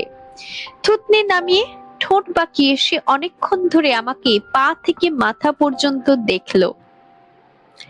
আমার মনে হচ্ছিল যে কোনো সময় সে ফিতে বের করে এবার আমার সব দিক মেপে দেখবে। তুমি কি কোনো বাদ্যযন্ত্র বাজাতে পারো? সে জিজ্ঞাসা করলো। না, বললাম তাকে। খুব খারাপ, বলল সে। বাজাতে পারলে মজা হতো। আমারও তাই মনে হয়, বললাম আমি। এত কিছু থাকতে বাদ্যযন্ত্র নিয়ে কথা কেন? সে তার বুক পকেট থেকে 7 স্টারের প্যাকেট বের করলো, একটা ঠোঁটে নিয়ে লাইটার বের করে ধরিয়ে আনন্দের সাথে ধোঁয়া ছাড়তে লাগলো। আমার মনে হয় নায়কের সাথে দেখা হওয়ার আগে তোমাকে প্রথমে এই জায়গা সম্পর্কে ধারণা দেওয়া উচিত, মিস্টার ওয়াতানাবে। ওয়াতানাবেই তো, তাই না? তাই আমি আমাদের মধ্যেই কথা বলার একটা ব্যবস্থা করেছি। আমি এই হোস্টেলটা একটু অন্যরকম। আমি হোস্টেল। কোনো ধারণা যদি না থাকে তাহলে অনেকটাই গোলমেলে ঠেকবে তোমার কাছে। আমার ধারণা তুমি এই জায়গা সম্পর্কে কিছুই জানো না, তাই না? বলা যায় একদমই কিছু জানি না। তাহলে সবার আগে সে আঙুল ফুটিয়ে শুরু করলো, আগে বলো তুমি কি লাঞ্চ করেছো? আমার ধারণা তুমি ক্ষুধার্ত। হ্যাঁ, খিদে লেগেছে বটে। চলো তাহলে আমরা ডাইনিং এ গিয়ে খেতে খেতে কথা বলি। লাঞ্চের সময় যদিও শেষ, কিন্তু এখনো গেলে হয়তো কিছু পাওয়া যাবে। সে পথ দেখিয়ে আগে আগে চললো। সিঁড়ি দিয়ে প্রথম তলায় নামার পরই ডাইনিং হল। বেশ বড় একটা রুম, প্রায় 200 লোক বসতে পারবে, কিন্তু অর্ধেক ব্যবহার করা হচ্ছে, বাকি অর্ধেক পার্টিশন দিয়ে ঢাকা। অফ সিজনে রিসর্টের মতো। সেদিনের মেনুতে ছিল আলু স্টু দিয়ে নুডলস, সালাড, কমলার জুস আর রুটি। সবজিগুলো খুবই মজার ছিল। নাওকো চিঠিতে যেরকম বলেছিল, আমি প্লেটের সব চেটেপুটে খেলাম। তুমি খেতে ভালোবাসো? সে বলল। খাবার চমৎকার, আমি বললাম। তাছাড়া আমি সারাদিন কিছুই খাইনি বলা চলে।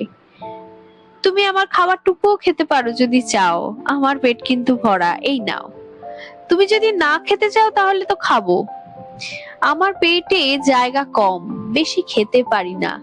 সিগারেট দিয়ে সেটা পুষিয়ে নি। আরেকটা 7 স্টার ধরালো সে। ও আচ্ছা, তুমি আমাকে রেইকো ডাকতে পারো, সবাই আমাকে এই নামেই ডাকে। তুমি কি নাউকোর ডাক্তার? আমি জানতে চাইলাম। আমি নাউকোর ডাক্তার? মুখ কুঁচকে ফেললো সে। কেন, তোমার মনে হলো আমি ডাক্তার? ওরা যে বললো ডাক্তার ইসিডার সাথে কথা বলতে। ও আচ্ছা, বুঝতে পেরেছি। না না, আমি এখানে মিউজিক শেখাই, রোগীদের জন্য থেরাপির মতো কাজ করে। কেউ কেউ আমাকে মিউজিক ডাক্তার বলে, আবার কখনো বলে ডাক্তার ইসিডা। কিন্তু আমি আসলে তাদের মতোই আরেকজন রোগী। এখানে 7 বছর ধরে আছি, মিউজিক শেখাই আর অফিসে কাজ করি। আসলে এখানে বলা মুশকিল কে রোগী আর কে স্টাফ। নাওকো তোমাকে আমার সম্পর্কে কিছু বলেনি? আমি মাথা নাড়লাম। অদ্ভুত ব্যাপার তো, রেইকো বলল। আমি নাওকোর রুমমেট, ওর সাথে থাকতে ভালো লাগে আমার। আমরা সব কিছু নিয়ে কথা বলি। তোমাকে নিয়েও? আমাকে নিয়ে কি কথা হয়? আগে তোমাকে বুঝতে হবে এই জায়গাটা সম্পর্কে। আমার প্রশ্ন এড়িয়ে গিয়ে রেইকো বলল, প্রথমত যে জিনিসটা বোঝা দরকার সেটা হলো এই জায়গাটা কোনো সাধারণ হাসপাতাল নয়। এখানে সুস্থ হওয়ার চিকিৎসা করা হয় না। আমাদের কিছু ডাক্তার আছে ঠিকই, তারা শুধু রোগীদের অবস্থা পরীক্ষা করে, শরীরের তাপমাত্রা রেকর্ড করা, এইসব হাবিজাবি। সাধারণ হাসপাতালের মতন চিকিৎসা করে না। এখানে জানলার কোনো গরাদ নেই, জানলা সবসময় খোলা। লোকজন তাদের ইচ্ছা মতো আসে, তাদের ইচ্ছা হলে চলে যেতে পারে।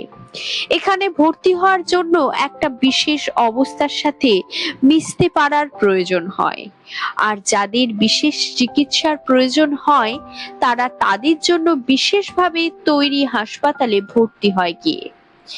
এটুকু পর্যন্ত পরিষ্কার? মনে হয়, আমি বললাম।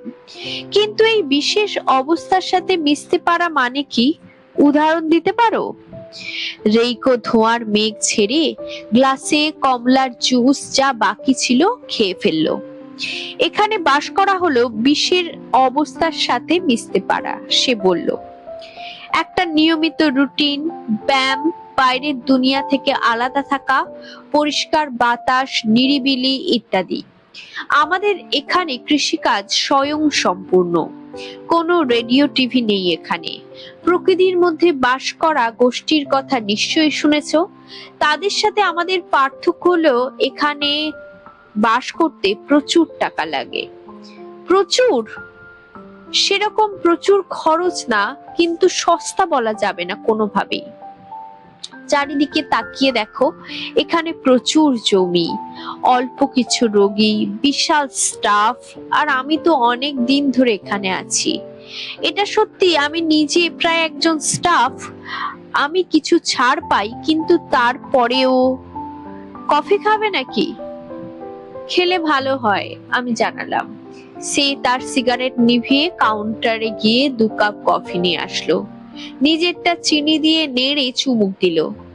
ব্যাপারটা হলো, বলল সে, এটা কোনো লাভজনক প্রতিষ্ঠান নয়, সুতরাং একদম উপায় না থাকা পর্যন্ত এটা কোনো মূল্য না নিয়ে চলতে পারে। এখানে জমি দানে পাওয়া। তাদের এই প্রতিষ্ঠানটা করার একটা কারণ আছে। যে দান করেছে তার সামার হাউস ছিল এই জায়গাটা প্রায় 20 বছর আগে। তুমি তো পুরনো বাড়িটা দেখেছো মনে হয়। হ্যাঁ দেখেছি, জানালাম। একসময় ওইটাই একমাত্র বিল্ডিং ছিল, সেখানে গ্রুপ থেরাপি করতো তারা। সেভাবেই পুরো ব্যাপারটা শুরু হয়েছিল। ডোনারের ছেলে মানসিক সমস্যার মতো একটা কিছু তার ছিল। বিশেষজ্ঞরা বলেছিল গ্রুপ থেরাপি করতে। তাদের বক্তব্য ছিল, যদি তোমরা কিছু রোগীকে একসাথে জড়ো করতে পারো, আর তারা যদি শারীরিক পরিশ্রমের দ্বারা একজন আরেকজনকে সাহায্য করতে পারে, যদি একজন ডাক্তার থাকে পরামর্শ আর পরীক্ষা করার জন্য, তাহলে এই ধরনের মানসিক সমস্যাগুলোর সমাধান হতে পারে। তো তারা চেষ্টা করে দেখলো, কাজের পরিধি বাড়ালো, আরো জমি কৃষিকাজের সাথে যুক্ত হলো। প্রধান বিল্ডিংটা তৈরি হলো 5 বছর আগে। এর মানে থেরাপি ঠিকমতো কাজ দিচ্ছিল, সবার জন্য নয়। অনেক মানুষের আবার উন্নতিই হয়নি, আবার অনেকের যাদের অন্য জায়গায় কাজ হয়নি তারা আবার এখানে এসে পুরোপুরি সুস্থ হয়ে গেল। এখানে সবচেয়ে ভালো যেটা সেটা হলো সবাই সবাইকে সাহায্য করে। সবাই জানে তারা সবাই কোনো না কোনো ভাবে ত্রুটিগ্রস্ত। অন্য জায়গায় এভাবে কাজ করে না, যেটা খুবই দুঃখজনক। সেসব জায়গায় ডাক্তারেরা ডাক্তার, রোগীরা রোগী। রোগীদের সাহায্য প্রয়োজন হলে ডাক্তারেরা সাহায্য করে, কিন্তু এখানে সবাই সবাইকে সাহায্য করে। আমরা একজন আরেকজনের আয়নার মতো, আর ডাক্তারেরা আমাদের অংশ।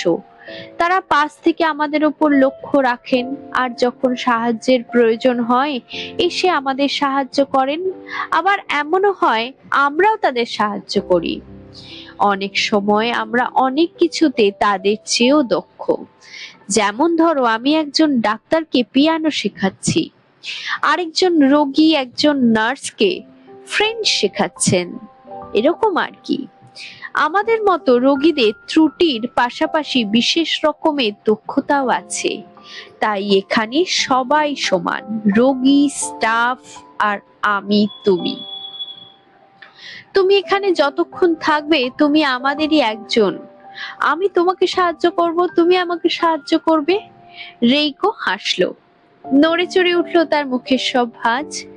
তুমি নাহাওকে সাহায্য করবে, নাওকো আবার তোমাকে সাহায্য করবে। আমাকে তাহলে কি করতে হবে? শক্ত উদাহরণ একটা দাও। প্রথমে ঠিক করো তুমি অন্যদের সাহায্য করবে, আর তোমার অন্যদের সাহায্যের প্রয়োজন হবে। তারপর তোমাকে ঠিক করতে হবে তুমি সৎ, তুমি মিথ্যা বলবে না, কোনো কিছু বানিয়ে বলবে না, কোনো কিছু লুকিয়ে বলবে না, যার জন্য লজ্জায় পড়তে হয়। এই তো চেষ্টা করব, বললাম তাকে। কিন্তু আমাকে বলো তো রেইকো, তুমি এখানে 7 বছর ধরে কেন আছো? তোমার সাথে এভাবে কথা বলে আমার মনে হচ্ছে না তো তোমার কোনো সমস্যা রয়েছে। দিনের বেলায় সেটা মনে হবে না, সে মুখ অন্ধকার করে বলল। কিন্তু যখন রাত নামে আমি মুখ দিয়ে লালা পড়তে থাকে, আর আমি মাটিতে গড়াগড়ি খেতে থাকি। বলো কি? আরে না, মজা করলাম, বিরক্তির সাথে মাথা নেড়ে বলল সে। আমি পুরোপুরি সুস্থ, অন্তত এখনকার জন্য। আমি এখানে থাকছি কারণ অন্যদের সাহায্য করতে, মিউজিক শেখাতে, সবজির চাষ করতে আমার ভালো লাগে। এই জায়গাটাই আমার ভালো লাগে। এখানে কম বেশি সবাই বন্ধু। সেদিক থেকে বললে বাইরের দুনিয়ায় আমার কি আছে? আমার বয়স 38, শিগগিরই 40 হবে। আমি নাওকোর মতো নই। আমার রিলিজের জন্য কেউ অপেক্ষা করছে না, কোনো পরিবার বসে নেই আমাকে ফেরত নেওয়ার জন্য। আমার বলার মতো কোনো কাজ নেই, প্রায় কোনো বন্ধু নেই। আর 7 বছর পর আমি জানিও না বাইরে এখন কি চলছে। লাইব্রেরিতে মাঝে মধ্যে পত্রিকা পড়ি, কিন্তু এই জায়গার বাইরে আমি গত 7 বছর পা ফেলিনি। আমি জানি না আমি কি করব। কিন্তু নতুন পৃথিবী তোমার জন্য ভালোও তো হতে পারে, আমি বললাম। একবার চেষ্টা করে দেখলে কেমন হয়? হয়তো তোমার কথাই ঠিক, সে আঙুল ধরে লাইটার ঘোরাতে ঘোরাতে বলল। কিন্তু আমার নিজের কিছু সমস্যা আছে। তুমি যদি চাও তাহলে হয়তো কখনো তোমাকে বলতে পারি সে ব্যাপারে। আমি মাথা নেড়ে সায় দিলাম। আর নাওকো, আমি বললাম, ওর কি কোনো উন্নতি হচ্ছে? মনে তো হচ্ছে। সে যখন এখানে এলো তখন বেশ বিভ্রান্ত ছিল। ওকে নিয়ে আমাদের অনেক দিন দুশ্চিন্তাও ছিল, কিন্তু এখন সে শান্ত হয়ে এসেছে।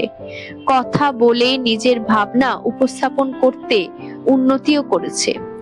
কোনো সন্দেহ নেই ঠিক দিকে এগোচ্ছে। কিন্তু যখন সে চিকিৎসা পেল, তার অনেক আগেই তার চিকিৎসা শুরু করার দরকার ছিল। ওর বয়ফ্রেন্ড কিজুকির আত্মহত্যার পর থেকেই ওর সমস্যাগুলো দেখা দিয়েছিল।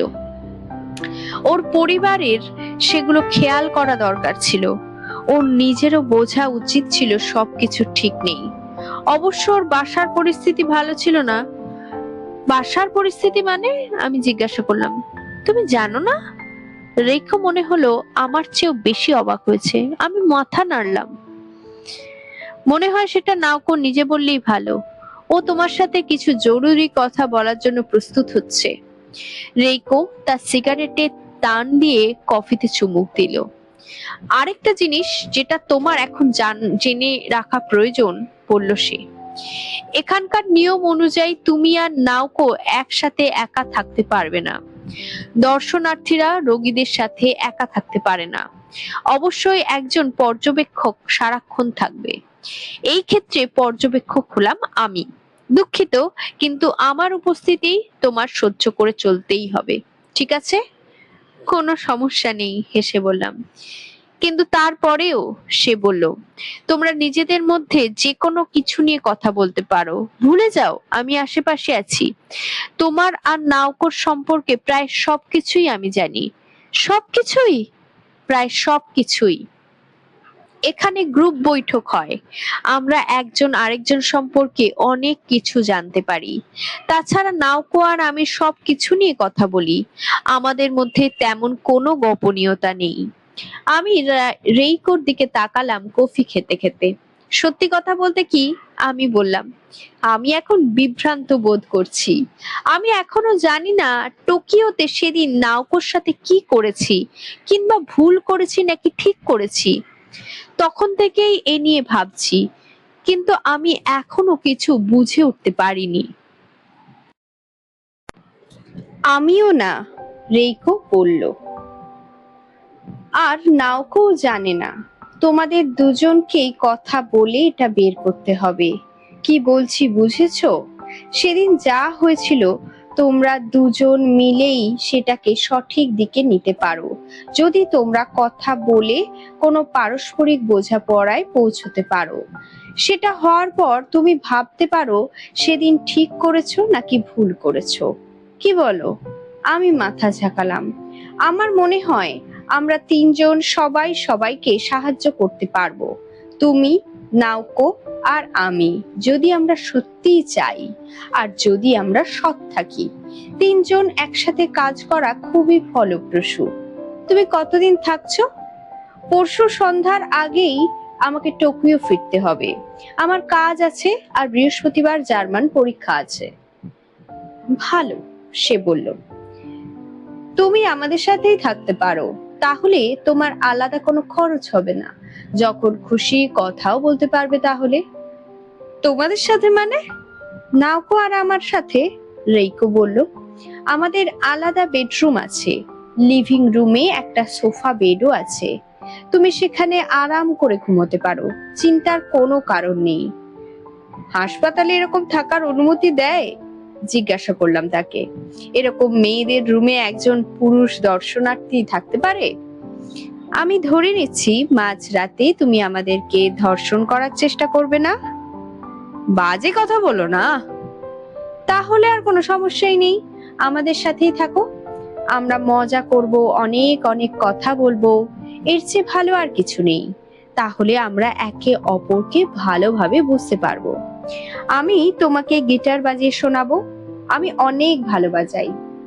তুমি নিশ্চিত আমি কোনো ঝামেলা করছি না এখানে? রেইকো তার ঠোঁট বেঁকিয়ে তৃতীয় 7 স্টার ধরালো। নাওকো আর আমি এ নিয়ে আগেই কথা বলেছি। আমরা দুজন তোমাকে ব্যক্তিগতভাবে আমন্ত্রণ জানাচ্ছি আমাদের সাথে থাকতে। তোমার কি মনে হয় না ভদ্রভাবে সেটা গ্রহণ করা উচিত? হ্যাঁ, অবশ্যই। আমি খুশি মনেই গ্রহণ করছি। রেইকো তার চোখের পাশের ভাঁজগুলোকে গভীরভাবে কুঁচকে কিছুক্ষণ আমার দিকে তাকিয়ে থাকলো। তোমার কথা বলার ধরন কেমন জানি হাস্যকর, সে বলল। তুমি নিশ্চয়ই ক্যাচার ইন দ্য রাই বইয়ের ছেলেটাকে নকল করছো না? মাথা খারাপ? আমি হেসে বললাম। রেইকো নিজেও হাসলো। তার মুখে সিগারেট। তুমি একজন ভালো মানুষ। তোমার দিকে তাকিয়ে আমি এটা বলে দিতে পারি। 7 বছর এখানে থেকে আর বিভিন্ন ধরনের মানুষ দেখে আমি বুঝতে পারি কারা মন খুলে কথা বলতে পারে আর কারা বলতে পারে না। মন খুলে কথা বলতে পারে যারা, তুমি তাদের একজন, কিংবা তুমি হয়তো এখন বলো না কিন্তু চাইলেই মন খুলে কথা বলতে পারো। মন খুলে কথা বললে কি হয়? ঠোঁট থেকে সিগারেট ঝুলছে, রেইকো তার হাত টেবিলে রাখলো। সেই সব কথাবার্তায় মজা পাচ্ছিল। তাদের আত্মার উন্নতি হয়, বলল সে। কথা বলতে গিয়ে ছাই টেবিলে পড়লো, কিন্তু সে পাত্তা দিল না। রেইকো আর আমি প্রধান ভবন থেকে বেরিয়ে একটা পাহাড় পার হলাম। এরপর একটা সুইমিং পুল পাশ কাটালাম। তারপর কয়েকটা টেনিস কোর্ট আর একটা বাস্কেটবল কোর্ট। টেনিস কোর্টে দুজন খেলছিল, একজন চিকন মধ্যবয়স্ক আর একজন তরুণ এবং মোটা। দুজনেই ভালো র্যাকেট চালাচ্ছিল, কিন্তু আমার মনে হলো না তারা টেনিস খেলছে। মনে হচ্ছিল তাদের আগ্রহ বল কি করে ড্রপ খায় সেটা পরীক্ষা করা। তারা অদ্ভুত মনোযোগের সাথে একজন আরেকজনকে বল পাঠাচ্ছিল। দুজনেই ঘেমে স্নান। তরুণজন যে কোর্টে আমাদের দিকে ছিল, রেইকোকে খেয়াল করে এগিয়ে এলো। তারা কিছু কথা বলল, হাসাহাসিও করলো। কোর্টের পাশ দিয়ে এক লোক, যার মুখে কোনো অভিব্যক্তি নেই, একটা বড় ঘাস কাটার যন্ত্র দিয়ে ঘাস কেটে যাচ্ছে। সামনে এগুলোতে আমার ছোট্ট একটা বোন পেলাম। তারপর 15 থেকে 20-এর মতন ছোট ছোট কটেজ একটু পরপর দাঁড়ানো। মেইন গেটের গার্ডের মতন হলুদ সাইকেল মোটামুটি সব কটেজের সামনেই একটা করে রাখা। স্টাফ আর তাদের পরিবার এগুলোতে থাকে, রেইকো বলল। আমাদের যা যা দরকার সবকিছুই এখানে আছে, শহরে যাওয়ার প্রয়োজন পড়ে না। হাঁটতে হাঁটতে সে বলল, আগেই বলেছি খাদ্যের ব্যাপারে আমরা স্বয়ং সম্পূর্ণ। আমাদের নিজস্ব মুরগির ফার্ম থেকে ডিম পাই, বই, রেকর্ড আর ব্যায়ামের ব্যবস্থা আছে, নিজেদের প্রয়োজনের জন্য দোকান আছে, প্রতি সপ্তাহে নাপিত এবং বিউটিশিয়ান আসে, ছুটির দিনে এমনকি আমরা মুভিও দেখি। বিশেষ কিছুর প্রয়োজন হলে স্টাফ কাউকে বললেই শহর থেকে কিনে এনে দেয়। ক্যাটালগ দেখে পোশাক অর্ডার করি আমরা। এখানে বাস করা কোনো সমস্যাই নেই। কিন্তু তোমরা শহরে যেতে পারো না? না, পারি না। এমন যদি কিছু হয় যেটা জরুরি, যেমন ধরো ডেন্টিস্ট দেখানো বা কিছু, তাহলে অন্য ব্যাপার, কিন্তু নিয়ম হলো আমরা শহরে যেতে পারবো না। প্রত্যেকে যে কোনো সময় এখান থেকে চলে যেতে পারে চাইলে, কিন্তু একবার গেলে তুমি আর ফিরে আসতে পারবে না। সেতু পুড়িয়ে যেতে হবে তখন। কিছুদিনের জন্য শহরে যাবে, আবার এসে থাকবে, এমন হবে না। তাহলে সবাই তাই করতো, কাজের কাজ কিচ্ছু হতো না। বনের পরে একটা হালকা ঢালু জায়গা, ঢালুর শেষে সারি দিয়ে দোতলা কাঠের ঘর, যেগুলোর মধ্যে কি জানি অস্বাভাবিকতা রয়েছে। কি অস্বাভাবিক সেটা বলা মুশকিল, কিন্তু প্রথম দেখাতেই আমি সেটা অনুভব করেছি। আমার প্রতিক্রিয়া ছিল যেন আরেকটা এরকম অনুভূতি যখন আমার নিজেদের মতন করে সুন্দরভাবে অবাস্তব কিছু আঁকার চেষ্টা করি। আরো ভালো করে বোঝানো যাবে যদি বলি, ডিজনি মুভি যদি এডওয়ার্ড মুখের পেন্টিং এর অ্যানিমেটেড কিছু করার চেষ্টা করে সেরকম। প্রত্যেকটা ঘর একই সাইজের, একই রঙের, চতুর্ভুজ আকৃতির, বড় বড় দরজা এবং প্রচুর জানলা। এগুলোর ভেতর রাস্তা এমন ভাবে এঁকে বেঁকে গেছে যেন ড্রাইভিং স্কুলের প্র্যাকটিসের রাস্তা। কেটে ছেটে সুন্দরভাবে সাইজ করা ফুলওয়ালা স্ট্রবেরির গাছ দাঁড়িয়ে আছে প্রত্যেকটা ঘরের সামনে। কোথাও কোনো মানুষ নেই, সব জানলাতে পর্দা টাঙানো। এই জায়গাটার নাম এরিয়া সি। মেয়েরা এখানে থাকে। আমরা এখানে 10টা বাড়ি আছে, প্রত্যেকটা 4 ইউনিটের। প্রত্যেক ইউনিটে 2 জন থাকে। এর মানে হলো 80 জন একসাথে থাকতে পারে। এখন অবশ্য মাত্র 32 জন আছে। খুবই নীরব জায়গা, তাই না? কারণ এখানে কেউ নেই, রেইকো বলল। আমার বিশেষ অনুমতি আছে ইচ্ছে মতো ঘোরাঘুরি করার। বাকি সবাই যে যার রুটিনের কাজ নিয়ে ব্যস্ত। কেউ ব্যায়াম করছে, কেউ বাগানে ব্যস্ত, কেউ গ্রুপ থেরাপিতে আছে, কেউ কেউ গেছে জংলি লতা পাতা সংগ্রহে। সবাই যে যার রুটিন নিজে নিজে তৈরি করে। যেমন ধরো, নাওকো এখন কি করছে? আমার মনে হয় সে এখন রং করা এবং ওয়াল পেপারের কাজ করছে।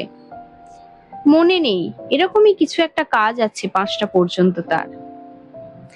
রেইকো যে বাড়িটায় ঢুকলো তাতে লেখা C7। সিঁড়ি বেয়ে উঠে করিডোরের শেষ মাথায় পৌঁছলো। ডান দিকের দরজাটা খুললো। কোনো রকম তাড়া মারা ছিল না সেখানে। সে আমাকে 4 রুমের অ্যাপার্টমেন্টটা ঘুরিয়ে দেখালো।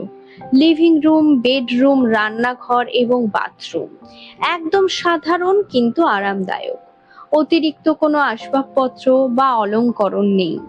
জায়গাটা তেমন বড়ও না, বলার মতো বিশেষ কিছু নেই, কিন্তু সেখানে থাকা মানে যেন রেইকোর সাথেই থাকা, শরীর ছেড়ে দিয়ে টেনশন বের করে দেওয়ার মতো। লিভিং রুমে একটা সোফা, একটা টেবিল আর একটা রকিং চেয়ার। রান্নাঘরে আরেকটা টেবিল, দুটো টেবিলেই দুটো বড় অ্যাস্ট্রে রাখা। বেডরুমে দুটো বিছানা, দুটো ডেস্ক, একটা ক্লটিজ। 2 বিছানার মাঝে একটা ছোট নাইট টেবিল, তার উপর একটা ল্যাম্প আর একটা পেপার ব্যাক বই উল্টে রাখা। রান্নাঘরে ছোট ইলেকট্রিক চুলা আর ফ্রিজ, সাধারণ রান্নার জন্য যথেষ্ট। কোনো বাথটাব নেই, সেফ শাওয়ার। ভালোই, কি বলো? স্নান আর লন্ড্রির জন্য বাইরে কেমন ব্যবস্থা আছে? অনেক ভালো। আমার ডর্মের রুমে খালি ছাদ আর জানলাই আছে। কিন্তু তুমি এখানে শীত দেখোনি? রেইকো বলল। লম্বা এবং ভীষণ রূঢ়। চারিদিকে কিচ্ছু নেই, যেদিকে তাকাও খালি বরফ আর বরফ। ঘর বাড়ি স্যাঁতস্যাঁতে হয়, ঠান্ডায় হাড় পর্যন্ত কেঁপে ওঠে। শীতে আমাদের কাজ কোদাল দিয়ে বরফ সরানো। বেশিরভাগ সময় আমরা ভেতর থাকি, কারণ ভেতরে উষ্ণ। আমরা কথা বলি, গান শুনি কিংবা উল বুনি। এইটুকু জায়গায় যদি না থাকে, দম বন্ধ হয়ে আসবে তোমার। একবার শীতে আসলে তবে বুঝবে। শীতের কথা চিন্তা করে রেইকো এখনই দীর্ঘ নিঃশ্বাস ফেললো। তোমার বিছানা? সোফায় চাপড় দিয়ে সে বলল। আমরা বেডরুমে ঘুমাবো, তুমি ঘুমাবে এখানে। কোনো সমস্যা হবে না আশা করি? একদমই না। তাহলে ঠিক আছে, রেইকো বলল। আমরা 5টার দিকে ফেরত আসবো। নাওকো আর আমার দুজনেরই ততক্ষণ পর্যন্ত কাজ আছে। একা থাকতে কোনো সমস্যা নেই তো? না, কোনো সমস্যা নেই। আমি জার্মান পড়বো ততক্ষণ। রেইকো চলে যাওয়ার পর আমি সোফায় সটান শুয়ে চোখ বন্ধ করলাম। চুপচাপ চারিদিক। হঠাৎ কোত্থেকে জানি আমার মনে পড়লো কিজুকি আর আমার মোটরসাইকেল ট্রিপের কথা। তখনও হেমন্ত চলছিল। কত বছর আগে সেটা? হ্যাঁ, 4 বছর আগের কথা। আমি এমনকি কিজুকির চামড়ায় জ্যাকেটের গন্ধ মনে পড়লো, আর সেই লাল ইয়ামাহা 125cc হাওয়ার শব্দ। আমরা উপকূল পর্যন্ত গিয়ে আবার সন্ধ্যার মধ্যে ফিরে এসেছিলাম, একেবারে কাহিল হয়ে। বলার মতো কিছু ঘটেনি সেই ট্রিপে, কিন্তু আমার পরিষ্কার মনে আছে সব। হেমন্তের কড়া বাতাস আমার কানে লাগছিল। কিজুকির জ্যাকেট ধরে বসে আমি উপরে আকাশের দিকে তাকিয়েছিলাম। মনে হচ্ছিল মহাকাশে ছিটকে পড়ব। আমি অনেকক্ষণ শুয়ে থেকে একটার পর একটা স্মৃতি মনের ভেতর বয়ে যেতে লাগলাম। কোনো অদ্ভুত কারণে হোক বা যা হোক, অনেক পুরনো স্মৃতি ফিরে আসলো, যা অনেক দিন মনে আসেনি। কিন্তু আনন্দের স্মৃতি আর কিছু দুঃখের। কতক্ষণ এমন চললো আমি জানি না। আমি স্মৃতির স্রোতে এমন ভাবে ডুবেছিলাম যে খেয়াল করিনি কখন নিঃশব্দে নাওকো দরজা খুলে ভেতরে এলো। আমি চোখ খুলে দেখি সে আমার দিকে তাকিয়ে সোফার হাতলে বসে আছে। মাথা তুলে তার চোখের দিকে তাকালাম। প্রথমে ভেবেছিলাম স্মৃতির কোনো দৃশ্য, কিন্তু না, সে ছিল আসলেই নাওকো। ঘুমাচ্ছিলে? ফিসফিস করে বলল সে। না, ভাবছিলাম। উঠে বসে জিজ্ঞাসা করলাম, কেমন আছো? ভালো আছি। সে বিষণ্ণ হাসি হেসে বলল, আমার হাতে বেশি সময় নেই, এখন এখানে আসার কথা না। আমি 1 মিনিটের জন্য এসেছি, এক্ষুনি আবার ফিরে যেতে হবে। আমার চুল কি তোমার কাছে জঘন্য মনে হচ্ছে? একদম না, বললাম তাকে, কিউট লাগছে। তার চুল স্কুলের মেয়েদের মতো সাধারণভাবে কাটা, এক সাইডে ব্যারেট দিয়ে আটকানো, আগে যেরকম ও পরতো। নাওকোকে এরকম ভালো মানায়। এরকম চুলের স্টাইলে তাকে মধ্যযুগের বাঁধানো পুরনো ছবির সুন্দর ছোট্ট বালিকার মতো দেখায়।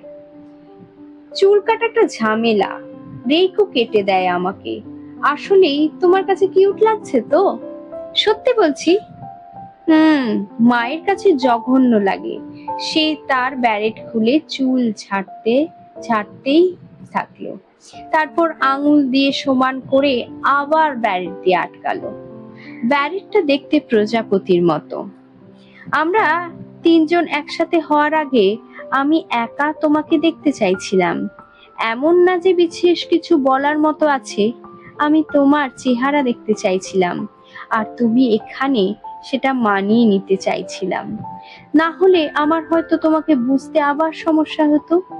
মানুষের সাথে মিশতে পারি না তো আমি। তাহলে? আমি জিজ্ঞাসা করলাম, কাজ হচ্ছে মনে হয়? একটু। নিজের ব্যারেট ছুঁয়ে সে বলল, কিন্তু সময় শেষ, আমাকে ফিরে যেতে হবে। আমি মাথা ঝাঁকালাম। তরু, সে শুরু করলো, তোমাকে ধন্যবাদ দিতে চাই এখানে আমাকে দেখতে আসার জন্য। আমি খুব খুশি হয়েছি, কিন্তু আমার কোনো কিছু যদি তোমার কাছে বোঝা মনে হয়, আমাকে জানাতে দ্বিধা করো না। এটা একটা বিশেষ জায়গা, বিশেষ রকমের ব্যবস্থা আছে এখানে, সবাই এখানে মেলাতে পারে না। তোমার যদি সেরকম সমস্যা হয় আমাকে খোলাখুলি জানিও, আমি ভেঙে পড়বো না। আমরা এখানে খোলাখুলি কথা বলি, একজন আরেকজনকে সৎভাবে সব কথা বলি। প্রয়োজন হলে আমি তোমাকে বলবো, বললাম, আর সৎ থাকবো। নাওকো আমার শরীর ঘেঁষে সোফায় বসলো। আমি আমার হাত দিয়ে তাকে জড়িয়ে নিলাম। সে তার মাথা আমার কাঁধে রেখে গলায় মুখ ঘষলো। এভাবে কিছুক্ষণ সে বসে থাকলো, যেন আমার তাপমাত্রা পরীক্ষা করছে। ওকে জড়িয়ে থেকে আমার বুকের উষ্ণতা অনুভব করলাম। কিছুক্ষণ পর সে উঠে দাঁড়ালো, আর কিছু না ভেবে যেভাবে নিঃশব্দে এসেছিল সেভাবেই দরজা লাগিয়ে চলে গেল। নাওকো চলে যাওয়ার পর আমি সোফায় ঘুমাতে গেলাম। এমন না যে ঘুমোতে চাইছিলাম, কিন্তু অনেকদিন পর আমি এরকম গভীর ঘুমে তলিয়ে গেলাম।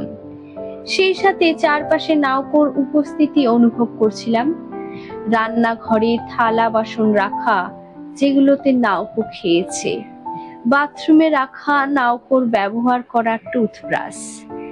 বেডরুমে আর তার বিছানা, যেখানে সে ঘুমায়। তার অ্যাপার্টমেন্টে এরকম গভীর ঘুম আমার শরীরের প্রতিটি কোষ থেকে অবসাদ নিকড়ে বের করে নিল। আমি স্বপ্নে দেখলাম আধো আলোতে একটা প্রজাপতি উড়ছে। যখন ঘুম ভাঙলো আমার হাত ঘড়িতে তখন 4:30 বাজে। আলো বদলে গেছে, বাতাস বন্ধ হয়ে গেছে, মেঘের আকৃতিও বদলে গেছে। তখন ঘুমের মধ্যে ঘেমে গিয়েছিলাম। ন্যাপস্যাক থেকে তোয়ালে বের করে মুখ মুছে নিলাম। পোশাক বদলে নতুন পোশাক পরলাম। রান্নাঘরে গিয়ে পানি খেতে গিয়ে জানলা দিয়ে বাইরে তাকালাম।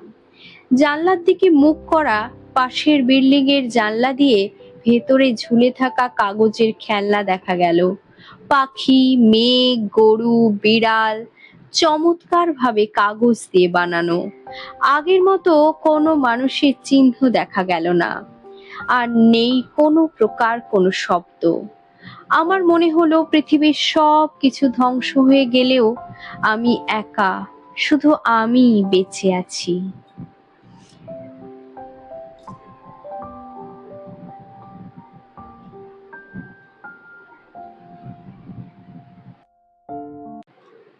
আজ তবে এইটুকুই, খুব শীঘ্রই আসছি এর পরবর্তী পর্ব নিয়ে।